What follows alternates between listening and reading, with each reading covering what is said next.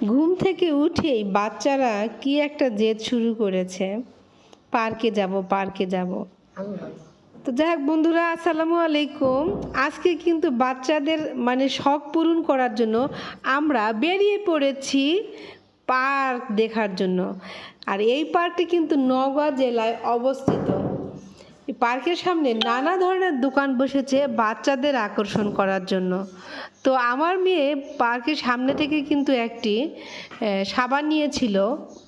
ওগুলো আপনার একদম রেডি পেপার সোপ, ওটি একটি নিয়েছিল।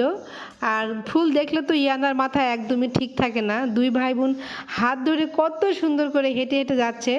এখন যেই দেখি দোলনাতে এত জ্যাম, আমরা গিয়েছি ঈদের দ্বিতীয় দিন, এই কারণে আরও বেশি পার্কে মানুষ হয়েছে।